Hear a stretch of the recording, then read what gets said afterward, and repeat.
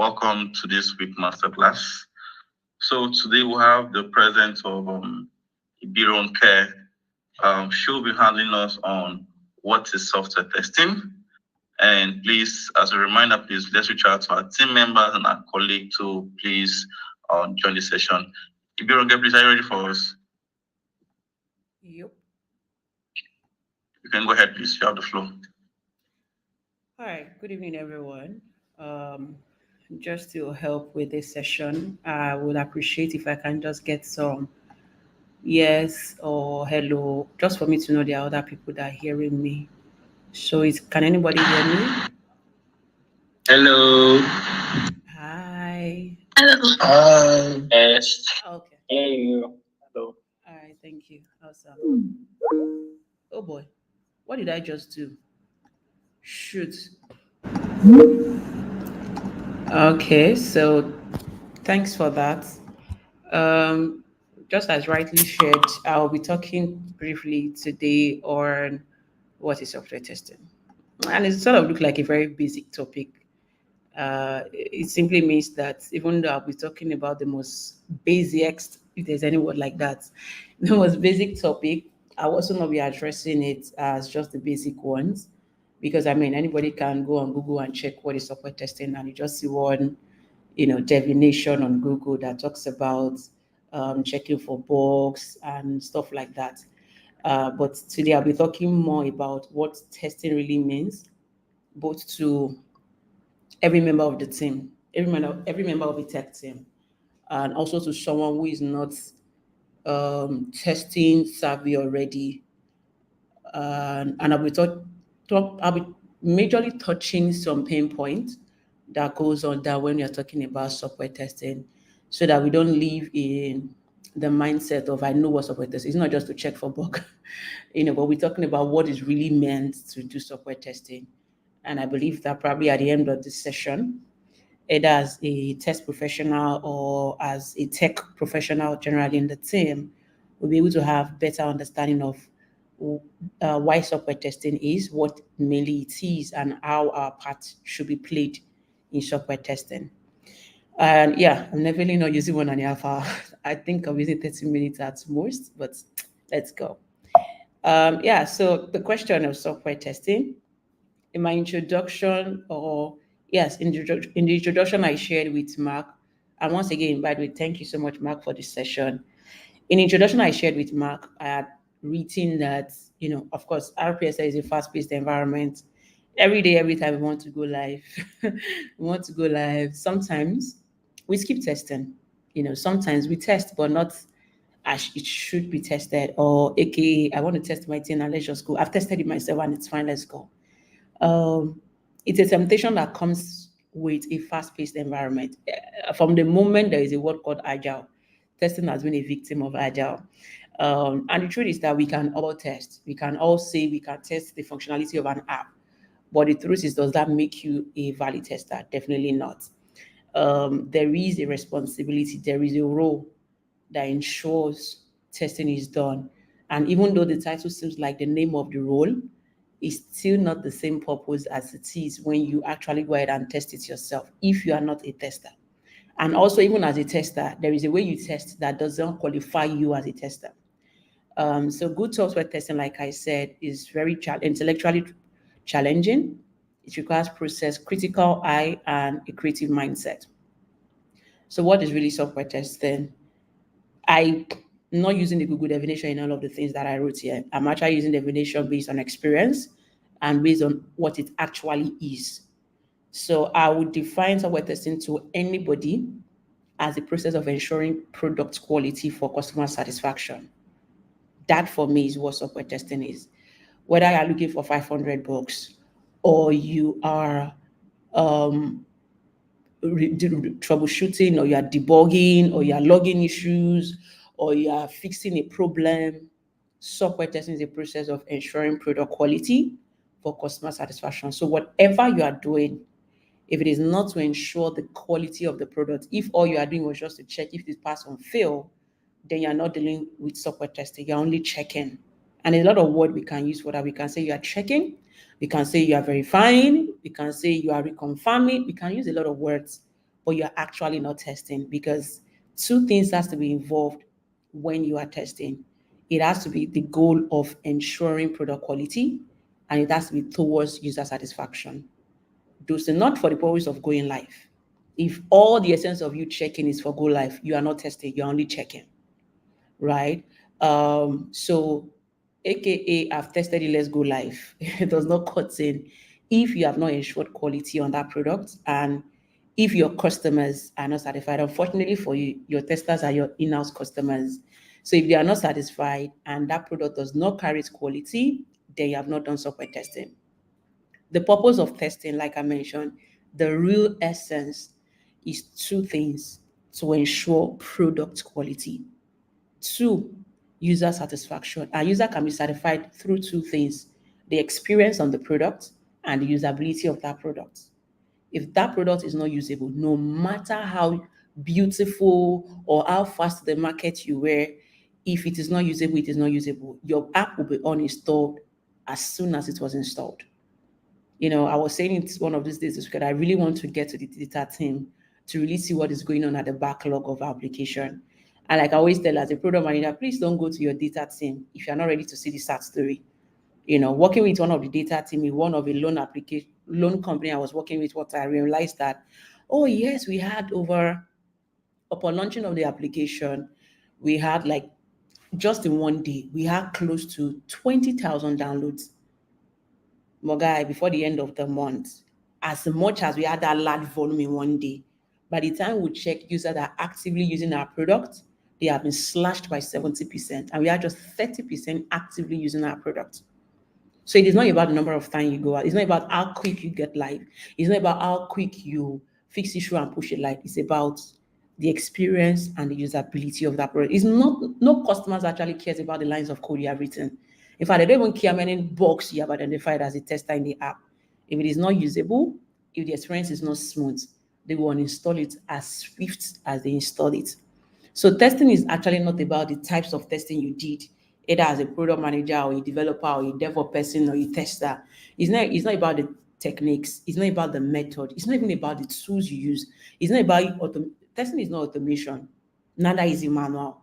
Testing is actually a challenging intellectual process that requires a critical eye and a creative mindset. Now, then be the reason why you write a O test case or user case for an application, and then your tester will give you, as a developer, your tester will tell you that, we'll give you another scenario. I'm like, that scenario is not part of the acceptance criteria. They are doing their job. It's the creative mindset of every tester that bring up the scenarios, because they are also expected to think as a user. So it has nothing to do about the types, techniques, automation, or the best of the automation tool you want to use. It's actually more about the detail that is into it. I wanted to put a diagram, but I could not find it. Imagine a brain that has jaga jaga, like a wire interconnected to each other that you don't know where it stops and where it starts from. That is the brain of anyone carrying out testing. It is always interconnecting with different ideas, different thought processes, different scenarios, different, in some cases I run to the toilet in the office, not because I want to use the restroom. Sometimes I just need to cool my head down. So I don't even bring up an entire new product from a simple requirement. So his intellectual process is more demanding, and it requires more than just checking if you pass or fail. And that is what I said. It goes beyond, does it pass or does it fail? It goes beyond, oh, I found this bug, let's fix it. Or it goes beyond, you just create a channel and you just keep dumping up issues there. That is not testing. Yes, you can identify bug. It's called bug hunting. There's something called bug hunting. So if all you are looking for in the application to see if there is issue or not, what you are doing is actually bug hunting, not software testing. If you are checking if this scenario passed as against what was written, what you are doing is just pass and fail. What you are doing is verifying. You're actually not testing. Like I said, testing is about the quality of the product, the overall quality of that product. And it's about the user satisfaction, both with the experience and the usability of the product. And I'm always saying that if you're in an organization and you are not actively using that product, then you are not an ideal product owner, because as a product per se, you should understand and feel the pain of the users even before they felt it. And you should be able to defend it as much as they would So when they are coming to customer service to complain, if you create 4 5 fixes, and your customers are coming to complain about one, not even quarter of the problem, you have not solved any problem. That product was not properly tested. So it's not always about I want to get to the live market. It goes beyond does it pass or does it fail. Anybody can pick up a ticket and pick up an application and check does it pass or does it fail. But does that mean that you're doing software testing? No, it doesn't mean you're doing software testing. Does that mean that you're a software tester? No, it does not mean you're a software tester. Does that mean you can do the work of a quality engineer in the team? No, you cannot do the work of a quality engineer in the team. When should you test? Right? There's a lot of disparities and confusions and discussion around it. When development is done, then you move your ticket to testing, let them test, and they tell us if it has passed or if it has failed. Or when I hear testing within the same line as go live, it's quite irritating when I hear, okay, once the test is in Shasha, I want to go live. Papa, we don't need to test it, just go live. When should testing happen? Testing should happen from the beginning. You understand what you want to build. So it is even a pure disservice, it's even a pure downplay of quality when you're bringing testing after development is done. One person that should understand how this product work the most in the team is the tester. And that is because from the moment you understand the requirement, we should be able to look into your requirement and tell you where the bug is already. I can tell if I look at your requirement, I can tell you where the bug is already. I would mention our bug for you from the moment I see your detailed requirements, right? So there are some bugs that is not until when we get to the development phase, when the developer is working on them, that we start pointing out them. There are some things that them being absent in the application development process or in the application management process already leads to bug. So from the moment there's a requirement, involve your testing team, because trust me, we can identify bug from the requirement. From the moment you have the design, while your design is on already, your testing team should be able to review the design and tell you the bugs that are already available in the design. So a lot of time when you are seeing issues of what was developed versus what was in the design, the question is, why was this discussion not held? Why was this design not in alignment with what currently exists? That is because testing was missing. If testing has to be in place when you are delivered your design, then the developer will not need to be doing repeated work. Then the designer will not need to have designs that are redundant and not used. Or a developer will not need to be redesigning their works all over again. If testing is missing, you can already know that you're leading to a product that either will not go live, or even if it go live, it's not a quality product, right? So there is testing even before they go into development. Like I mentioned, testing is a process, it's not an action, it's not a verb. It's not what you just do and you are done with. It's a process. Before we talk about, the execution phase, which is what a lot of people call testing phase, there's a requirement analysis phase where I said I can actually point out the bug from the requirement. There is the test planning phase when I know everything that I need to know as regard that product for me to be able to effectively test, even before the tester give me a product. There is the test case development phase. There is an environment setup for testing. It is not when the product is available that we start looking for the application or the mobile app we want to test. There are a lot of apps that I see that we test today that I know that if I use on another version of a device, it's going to be a flop. Our mobile application, if we use it for some version of devices, it's going to flop. And there are some things that we do on web application when we use on some kind of browsers, it's going to flop. So the question bets, are we really building for global or are we building just for our local environment? So all this processing needs to go in place before you even execute, because a lot of time we think execution is testing. Execution is just an action, is a verb. That is something you do at that phase. But that is not, all these things overall is what makes product quality, not just the execution phase. So the issue here is when we think about testing, we think about it as execution. Testing comes from the very beginning till the very end. Even after your development is done, there is a testing that goes on back and forth. They will always be back and forth. And the reason why there is back and forth is not because the developer does not know what they are doing or because the product was not properly written or was not properly tested. It's because it's just the way it is. If you are the one facing this thing, you would definitely not point out every problem in your application. You need an external eye to see it. Now, again, the quality of the product you get is also dependent on the quality of the engineers you have, either your developers or your tester. It all depends on the quality you have. So even after development is done and testing is done, even when it is deployed, there's something we call the post-deployment test, or some people call it the post-life test, or somebody call it the life testing. Either name you call it. The most important thing is it happens after it has been deployed to a live environment. Now, in the phase, there's always a middle phase called the staging environment, where we test it in-house, we see their issues. Yes, that happens.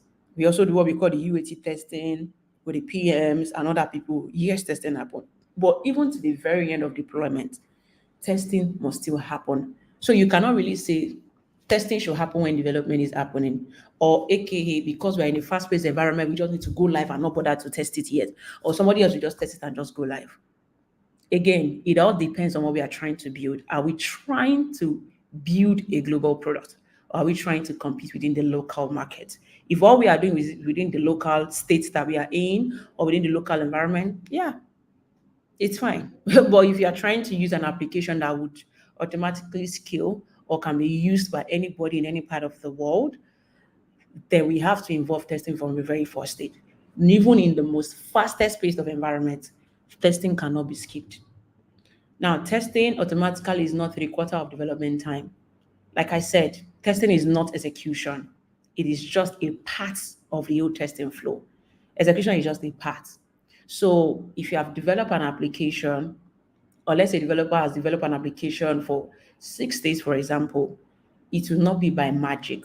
The moment you are downplaying the time or the efforts or the quality that is going into the testing effort that you are putting in, whether you have a secluded development testing team or not, whether you're outsourcing your testing, whether you have people in the team that are testing, no matter where you're testing and how your testing is happening, it is never going to be the 3/4 of your development time because it's as important as every phase of the application cycle.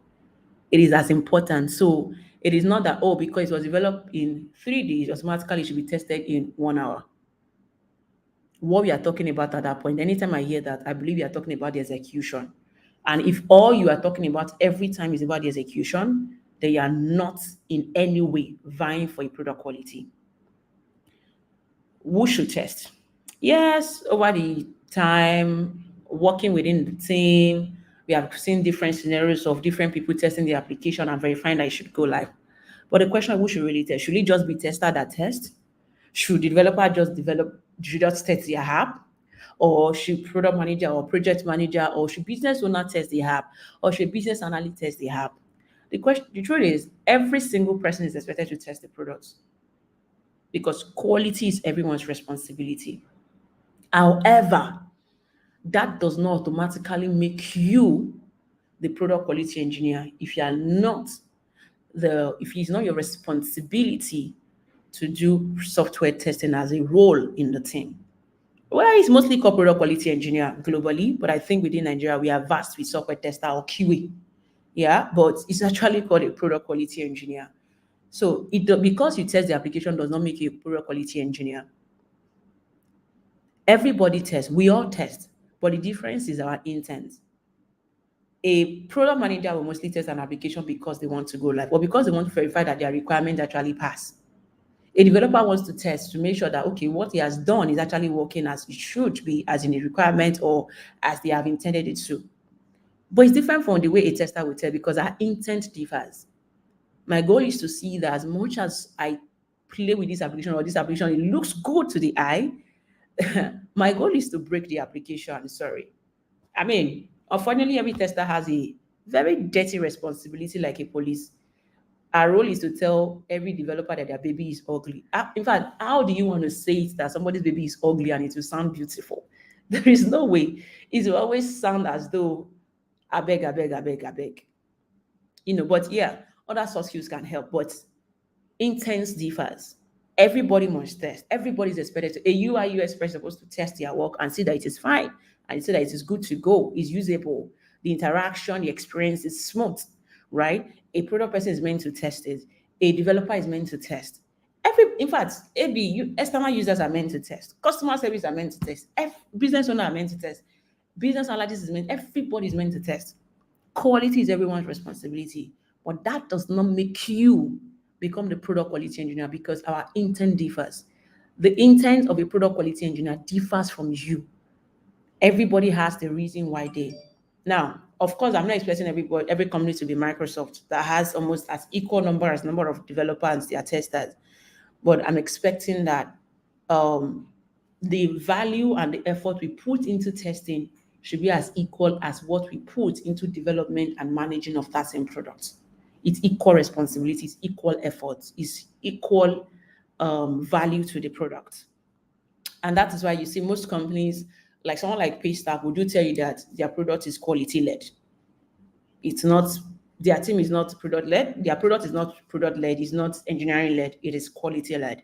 Because as much as possible, Microsoft will tell you that their product is quality led. Because as much as possible, it is not about shipping out the number one product worldwide. It is not about shipping out the product fast as possible. It's about delivering quality product. When everybody knows that Apple is a solid company, that's the reason why Apple can do the same thing as what some other Android devices can do, what Samsung can do, what Galaxy can do. But you still feel like there is something about Apple that I cannot just phantom or I can't see when I use Android. Not because there is anything that Android cannot do. Really, even there are some big high-ended Android devices that can do way what Apple can do, right? But it's about the value, it's about the quality, it's about the intent. What message are they communicating? So if our intention is to communicate quality, then that should drive what we do, regardless of our phase in the team. Second to the last slide talks about a product, like we call it here, QA tester, right? Now, which is also me now talking to even the testing. Now, a lot of time you see tester as the last person we communicate to before we go live, which is wrong. The moment you have that kind of mindset, or if that is what you are thinking your tester should be, you will start gaining the minimum in an entire system. If that is what you're saying in testing, all you want them to do is to pass and fail and move. In every tester, right? The moment you understand that every tester has this responsibility and skill set in them, the questions, the responsibility, the effort, the value of the work you give to them start changing. So when I see somebody meet me on somewhere in the office and ask me, Princess Alpha, is my product ready? I just smile because no, or let me hear a question like, oh, have they tested that product? Did it pass? I just smile. Really, I don't have any answers. And most of the time, I don't give answers when I hate those questions. Not because I don't know what you're asking, but to me, you're just asking if you pass or fail. But and that is because that is where you see it as a tester. You're meant to text if you pass or fail. Or when I hear an engineer say, it's just a small thing. They're not going to test it sharp now. It's just small thing that was fixed. Just test it sharp now, and we're good to go live. I should be done developing by 4 p.m. Latest by 5, 6, we should go live. It comes from the way it is being perceived. Testing is beyond does it pass or does it fail. Every solid tester you have in your team have every of this thing going on in their mindset, both soft skill and hard skill. As a tester, every tester is a proxy product owner. Every single quality engineer is a proxy product owner. As a product owner, meaning that when I look at a product, I'm thinking about what requirement was written here and how best will they have been tweaked. What made this developer do this thing this way? So I'm thinking as a business analyst, and this is not just because, oh, I have personal experience in that. I'm saying that for every solid testers, these are the skill sets in them. So when you see a tester on the street, this is typically what they embody. And it can be an hard truth to swallow because you feel like, no, this one, they just passed and failed in my company. No, It's about what you ask of them. If what you ask of any engineer is just to see if they app pass or fail, then that is what you will get. But if you ask for more, if you ask for business idea, if you sit down with them to seek out the product management idea in them, you will get it. If you sit with them to seek out the business analyst in them, you will get it. If you seek out to sit with them to troubleshoot as a developer with them, you will get it. But if all you seek for them is does it pass or does it fail? Or let's test and let's go live. If all you seek, that is all you will get. So to better manage any quality engineer you have in your team or in your department, one of the things you need to know is that these are the things that is embodied. We have a developer mindset. We know that it is not a joke to have gone from a plain IDE to actually building a whole mobile app. And we know that that is a lot of work that is put in. We know that it is more technical than just what it is being described in the requirement, right? We also know that when I see let's say I see a UI UX design, I know that it's not just about the colors and layouts. It's more about the thought process. It's more about the business flow. It's more about the user experience of that product. So when I'm trying to work on a product, I'm not just communicating because um, of a developer mindset. There is also the product management mindset in me. How best should when I look at the requirement, if it is missing a detailed acceptance criteria, I know it is missing. Except there is no acceptance criteria at all. I would sit down and flesh out requirements and know that this thing is actually missing. Oh, you forgot to add this part. And there's a business analyst inside of them. So this is just to say that there is both art skill and soft skill. And soft skill is about this part. I'm not even talking about communication. All of those ones are what every tech person, every tech professional should know how to use. And it is not just within our company. There are quite a number of tech professionals that needs to learn this thing, especially within Nigeria. And I've said it before without missing word that Nigeria is one of the places I've seen that we don't really bank so much on product quality. I remember a typical scenario when we were interviewing a developer to join my team when I was working with a company, Symphony in Netherlands. I mean, it was specifically a gaming company, right? And this particular developer, it goes in turn. And after the developer manager has spoken, it interviewed. The next thing is the quality engineering manager, and I was the one supposed to speak to the guy. And one of the questions he asked was like, "Why are you interviewing me? Like, what do you, is it? I said, okay, do you know about test?" He said, it's not just, he's a Nigerian. He said, it's not just to pass and fail. Like, he's culture, like, why is the QA person interviewing? Like why? you know? And in as much as I was ready to let that pass, the team was not ready to let that pass because it just shows that this person does not have a testing background. It does not have a testing mindset. It does not take testing or quality as a priority. And that's how he lost maybe just a token dollar job that he could have sit down in his house in Egbeda or wherever he was and could have done well. So I see that a lot of time, but I also know that it's about education. It's about conversations like this that helps us to know that quality is a priority when it comes to product, even with the way you write your code. Whether you have used SonarQube or whatever to check the security of your application, it is not about, everything is green and everything passes and the builds. It's about the quality of the code you are even writing. It's about the quality of the product that you're even managing. It's about the quality of the product you're overall releasing out there. So as a tester, yes, again in Nigeria, we don't have specialized position as a tester. In other countries, you possibly see test automation engineers separately, performance testing engineers separately, security separately, usability testing, those doing UAT testing separately. But yeah, we understand the system and the economy we are in, where we have to do a lot of things at the same time. But also, it will not be a disservice when these people have all of this to do, but you're downplaying it by the value, the effort, and the time that you want them to use to deliver them. So quality engineering is beyond pass or fail, is beyond box found or not. It's about the overall quality, the mindset, the effort, the value that is being placed on that product. And I said, testing is not the last phase of development. It is the validation of product usability.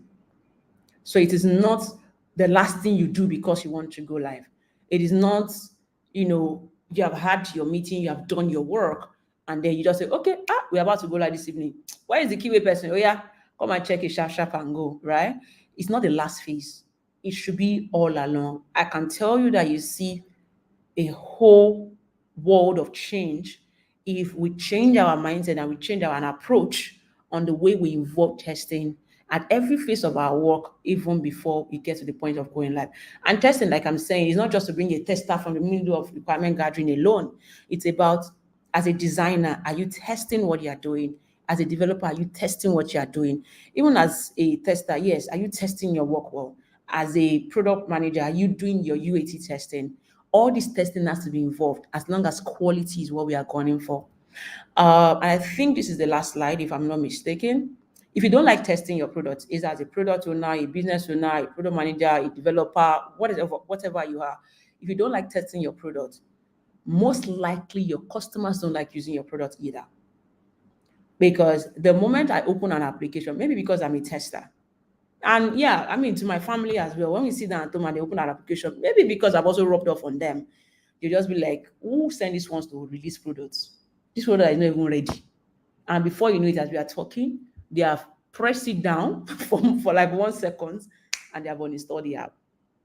So if you don't like testing your products, if you feel like, it takes my time, it's meant to take time. Not because it's manual, and your automation is not going to replace your testing. It's a delusion when I hear people say, let's automate everything, it's going to make our work faster. Automatic car does not replace driving. Driving is driving. Whether it is manual car, whether it's automatic car. Driving is driving. If driving is going to take you slower than flying, then testing is definitely going to take time. And when we say it takes time, the question I always ask is, how long should it have taken? Based on the feature, when did we give the product? When should it take? So if you don't like your testing your product, you most likely have your customer not like using your product either. So a lot of time when the product is properly tested, you don't even need to find a way to get your customers to use your product. They will naturally enjoy using it because you have enjoyed the entire process of ensuring quality. Always ask the question, as a business owner, as a product owner, you should always ask who tested the product. And like I mentioned, the quality of the product is as good as the quality of the person who tested it. Of course, I know within my team, if I hear this person test the product, if I hear someone that's been in the team for a while, or that's been working with RPSL for like a year plus, or that's been working on a particular product for like 2 years, if I hear that the person is testing the product, I still have a little confidence compared to when someone that is just joining the team yesterday tests the product. So as a product owner or as a business owner, you should always ask who tests your products. Now, if the only people testing your products does not involve a quality engineer, then you can also vouch for the quality of that product. Now, quality as a QA engineer should also ask who developed the product. The number of bugs is always anticipated based on the business and the technical exposure level of that developer. So as a QA person, as a tester, if I hear that a particular developer in the team is the one that developed this app, I still feel like, okay, sure, I can trust them. I will just check. And of course, I will still test, but because of the experience, the business exposure, the experience they have on the product, even minus experience as a developer, right?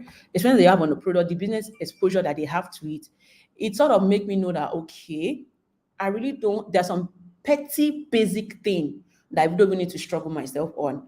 But if I know that, oh, it is another kind of developer that worked on it, I can know that there's a lot of work to be done on that thing. Yes, in a fast-paced organization like RPSL, let's go without testing, or I've tested it myself, let's go is the temptation every technology member can fall into. Any fast-paced organization like RPSL will face the same thing. So you can be tempted, but don't fall. Speed is not a measure of happy product. We want to go live in 5 seconds, or there is pressure. I'm always hearing there's pressure. Of course, there are stages when there's pressure, but sometimes we also try to mind those pressure on ourselves and try to communicate pressure even when there is none. So we need to know that speed is not a measure of happy product. Quality delivery is. And I think that is the end of my session today. If you have any question, let's have it. Thank you. Over to you, Mark.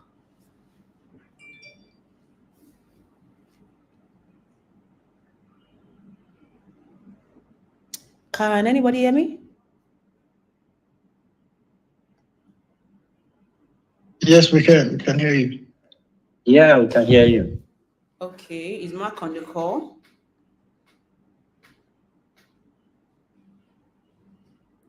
I don't think he is. Okay, so let me just ask anyone. Sorry. Okay,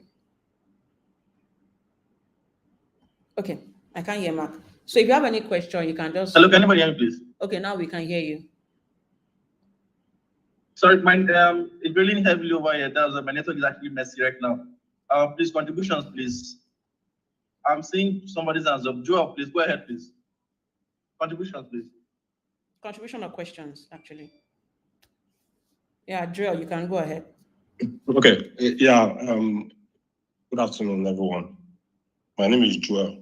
and I work with the bank service or switching team. Yeah. So you mentioned two things about testing. You talked about when to start, when as an organization, when we need to start testing. But you didn't elaborate on when, like probably I don't know the stage of development that we need to start, doing the test. Okay.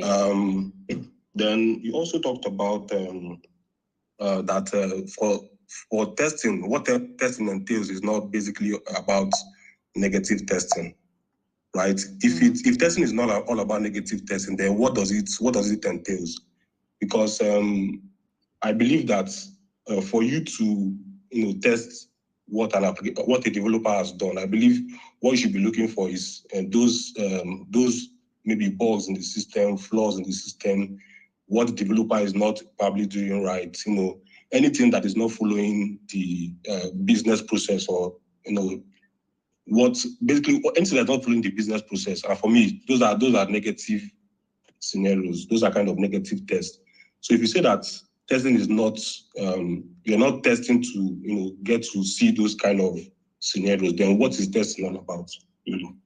Okay. I thank you so much for that question, Joel. Though I feel I've answered those two things. But just to reiterate, right? I talked about testing should come in as early as the moment you understand the product requirement, either from when the product manager delivers the requirement or when we have a sprint planning, if we do. So it is from that point testing comes in, and it goes down even to your design. Or if it is the case of backend that there is no design, it goes into development, it goes into testing, it goes into deployment, it goes into after deployment has been done, right? So testing comes in from the very beginning, requirement is cleared, right? So that's the first one. The second one you said is, I said it's not about, it is not all about negative testing. Like I mentioned from the first slide here, testing is a process. It involves a lot of activities, not just execution. The execution is where we do negative testing and positive testing, right? But that is not the intention of a product testing. The intention of product testing is to ensure quality of that product. So even outside our seeing that an application pass or fail, I then still think about, again, looking at this product holistically or from a far end, what else is missing on this product? What should be here that is not here? What feature are we even playing around with, and how is it being deployed, or how is it being implemented that is not giving that usability experience greatness? Or how is the better way to put it? Again, it's about product quality. That is the intention of testing. It's about product quality, not just negative testing. Negative testing, part of the equation, but that is not all to it why testing is done. The all to it why testing is done is about product quality. Do I answer your question, Joel? Yeah. All right, you're welcome. Oscar. Hello, Oscar. Okay. You can ask a question. Yes, thank you. Thank you, Ibironke, for the wonderful presentation. You're welcome. So my question is, in the area here where you mentioned about testing product requirements itself before it even starts going to the engineering team. So I want to know more exactly what you mean by that. So because it sounded like something of that would probably work. So in terms of how does a QA engineer test a product requirement that is run by a product manager? So how do you test that? Because most of the times we have very good situations where a requirement is brought out, right?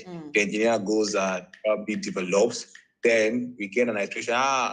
No, we did this, didn't go this way. The developer has to go back again and probably start changing things just because probably it doesn't talk through, right? So how does the QA come in to ensure that the requirement that is being drawn up before it is concluded and then every thought process, every bug, everything that could be thought of front and center is done before it gets to the engineers?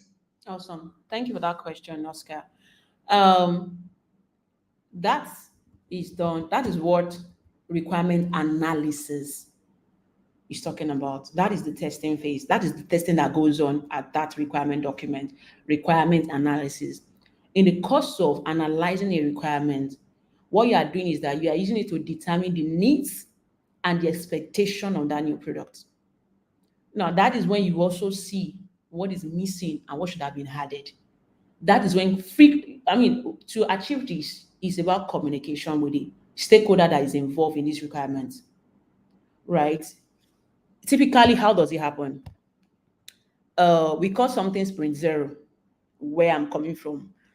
In sprint zero, we have both the product manager, the product owner, and a software tester. We call them quality engineers. I have a quality engineer in a room. Now, sometimes it might not be as physical as a room. Sometimes it can be as quick as a 1-hour meeting virtually. What we are doing is we understand the problem. This is what we want to solve. This is the problem on ground, and this is what we want to solve. Once we understand that, I wanted to mention something that I remembered now. I think I will come back to that. Let me just jot it down. Don't tell. Okay, so I just jotted that down. I will talk about it later. So when we understand the problem, we understand the requirements. Then we look we understand the problem and what we want to solve, the solution that we want to implement. So let's say like MTN now, people used to put *9131 and they automatically 1,500 automatically lose in the account. We need to understand the problem that we are trying to solve. What is the solution? We want to ensure that 100 naira is equal to 10 gig. 100 naira is equal to 10 gig. Now, what are the stages of the requirement? What are the things we want to ensure is in place for us to be able to drive towards that? So that's where your user story comes in. At this phase, this and this and this is what we want to achieve. I understand the user story. Then we look through into the acceptance criteria. It's in a moment of user story at times we actually feature that before you say this should happen here, are you not expecting something to happen here before you go into the next phase? Then we start asking questions. Conversation goes on. It's all about conversation. Conversations start happening in that meeting. Okay, this is what should be here. Refinement goes on that requirement. There is no single time that I've been part of that requirement analysis session that every requirement does not go back refined. It's always, whether it is me or any testing person, it always go back. There is always something to amend. There is always a requirement to clean up or to adjust or to fix. There is always a thought process that was missing.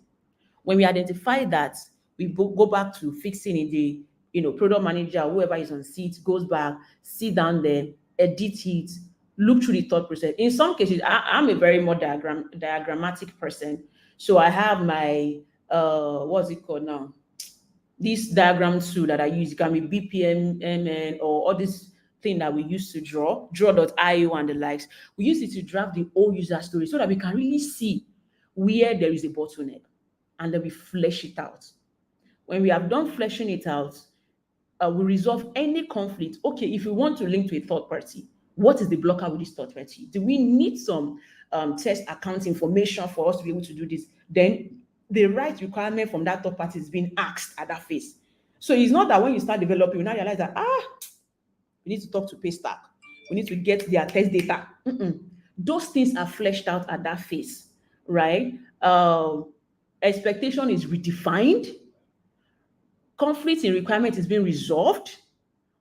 Key requirements are, so sometimes we might, and then that is when we also say that, okay, in this whole requirement for sprint 1, we can only do one thing. Like at the end of the day, we're able to break it out and say this thing can be done in chunks. At the end of the day, the business owner will be happy because maybe not everything he wants is done at once, but he can see positive progress in what it needs to be done. Even the business owner can communicate to the client and say, don't worry. Like I've seen business owner really come and said, I trust my team. This is what we have done so far. Even though we have not delivered to you at this point, I'm sure before so they will be able to deliver. The fact that even the business owner can vouch for when the delivery will happen is another thing. Now, that vouching of time is not based on what is being quoted as a desire for where we want to go. Like it is also based on there is an engineer in the team. There is a meeting that has happened and I said, okay, this will be able to achieve in this time. Not all the luxury of time we want. Most cases, like of course, developers, that's that we can say, give us 1 year to develop it. But we also sync with the business to also know what is the best, closest possible time to achieve it. So that meeting is where that happens. Before we now do sprint 1 planning, and then we now chunk out based on how we have analyzed your requirements and we are done with it. We now take it out in chunk and say, this part is what we are running it for the next 2 to 3 weeks. We have to develop this part of the equation. Or even if it could be as small as 3 days.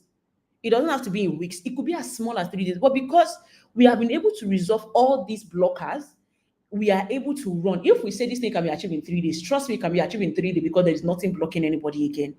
Or even the business owner, if they need to collect something from any third party or any fourth party or any web for us to be able to implement, they know that that is what is blocking us. Not a situation whereby requirement has been shifted to developer. The developer is now the one waiting for extra 3-4 days from either a product manager or a product or a business owner to get requirement before they can proceed. Do you understand? So this requirement analysis is where testing happens, where we are testing to understand the requirement and also redefining it. We are analyzing what has been written. We are analyzing the request and we are resolving it. I've sat down in a meeting room before where the solution that the person needs does not even need coding. It's actually just a business refinement or a business redefinition for that person that is needed. And all we have to do is just to create a landing page. And in fact, we use WordPress. And the customer was, you would think we went to develop a whole app for the person. It is because a requirement analysis was done.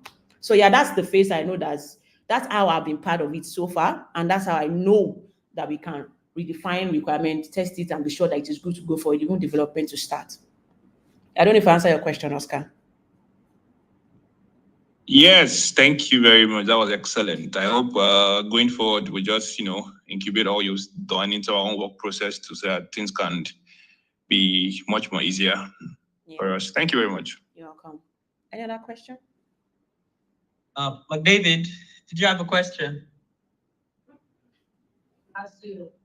Yeah, good evening, everyone. Mine is actually not a question, but something I've learned from this session, based on what Ibironke said. Before now, I think I've always felt as a QA that it's all about testing to know if it will pass or fail and all of that. But I think this is the second time I'm having a session.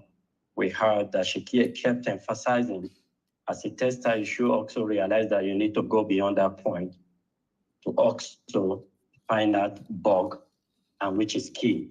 To me, the reality just hit me that I just need to do beyond that and always be ready to kind of find that bug and see the measure that have to be taken to ensure that such a product has the certified quality that a customer actually desire. So to me, I want to say I really enjoyed it. I think with this last emphasis from her, I really enjoyed what she has said, and I think I'll be very, very kind of, taking note of this point she made. Thank you. You're welcome. Thanks, David. All right. Any other comments, contribution, questions?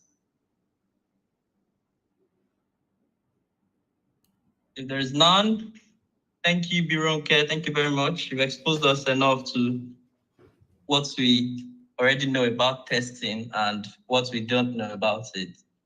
Thank you very much. You're welcome. Bye now, everybody. All right, good night. Bye. Good girl.